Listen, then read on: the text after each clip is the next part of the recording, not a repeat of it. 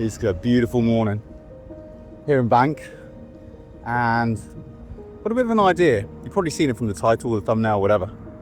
But I'm out here with the M11 Monochrom. Now, I love this camera. I use it the whole time, and it's incredibly versatile. But it also boasts being able to shoot of an ISO of 200,000, which is pretty mental. So I'm gonna go only shoot 200,000 ISO today. I ran a couple of tests yesterday. It really does look like film from the back of the screen. I need to put it on a big laptop to have a look, but I think it's gonna be quite fun. So I thought I'd get here. We got a few hours of light this morning. Might be a bit too early. The sun hasn't quite crept round. You can kind of see, look at the old Lloyd's Bank there. So yeah, we'll let it sort of warm up a little bit, maybe get a coffee and start shooting 200,000 ISO. And I wish I had the time this morning, I've only got a few hours, to compare this to Ilford 3200, just to see if there's any kind of grain patterns that kind of follow a similar suit, because this does look pretty old school, pretty nostalgic. And yeah, I guess I'll just show you.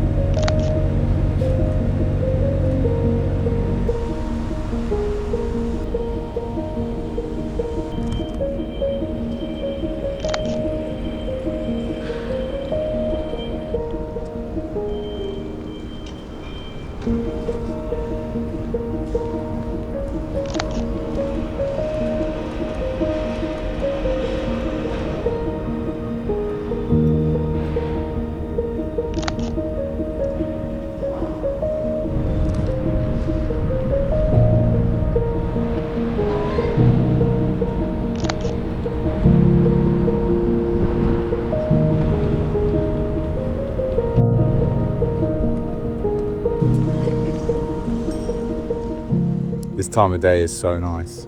Super early. Sun took a while to get onto Banks, to do a little wander before. But if you just look at these light streaks, the way how they just bleed across the full scene, they create such a picture. And where I'm stood right now, it's quite nice because you've got a lot of people backlit, so they're sort of silhouetted by this light. You can shoot onto a darker backdrop, which makes them pop, which is quite fun. Sticking with the 50 Summilux, forgot to say at the start, and a very big ND to try and make sure I can shoot 200,000. But yeah, a bit slower than I thought this morning. Haven't like shot in and gone, oh. But yeah, still a bit of time to do that.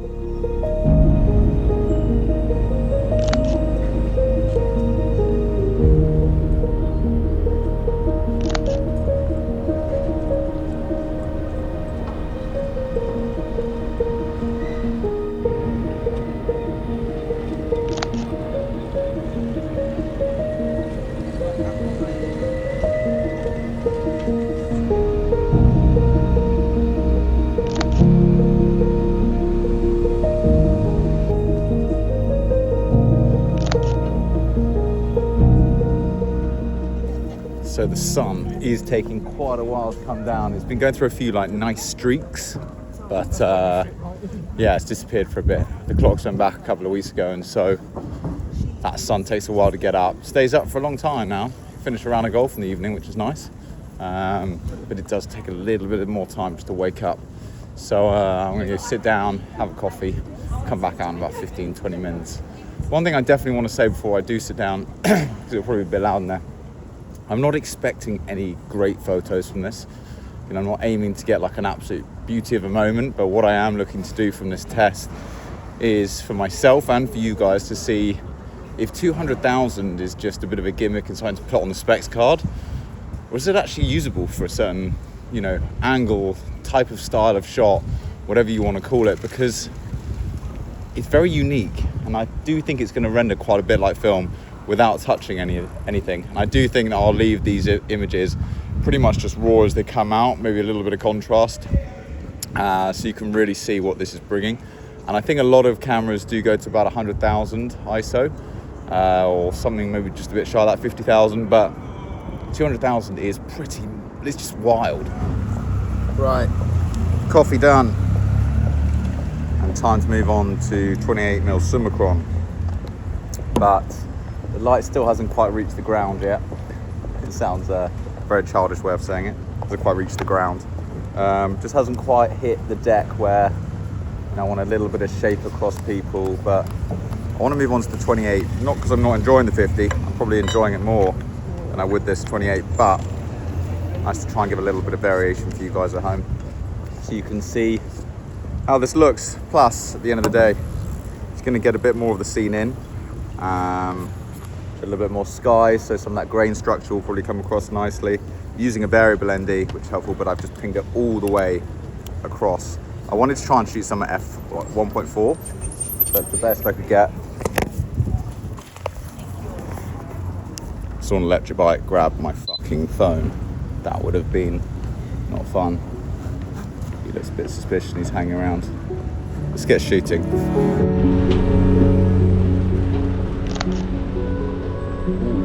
Could be nice.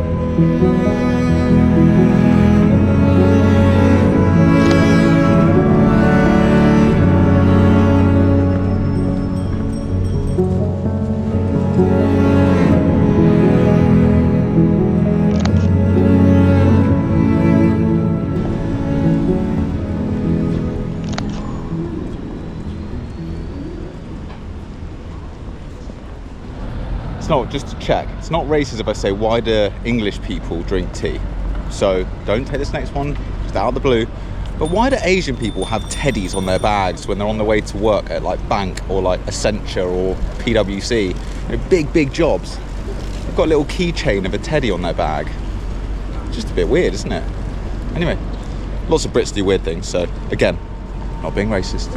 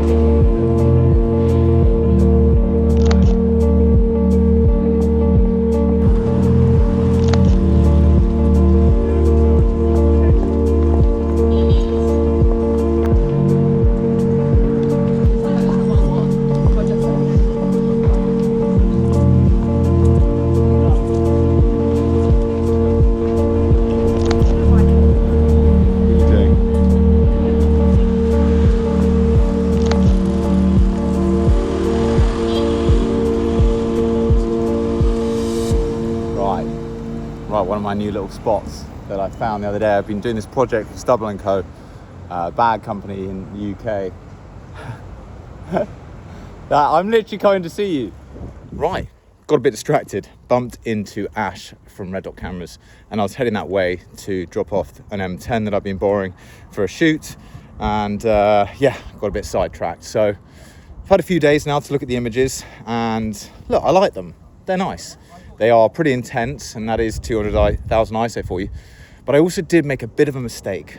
I shot everything at -1 on the exposure value compensation and highlight weighted metering, which is my normal settings, which means I'm pushing all the highlights even further and the shadows even further, stressing out the image more. So these might have been more like 400,000 ISO by the time they're sort of played with, but I've left them fairly neutral, and look, it's usable.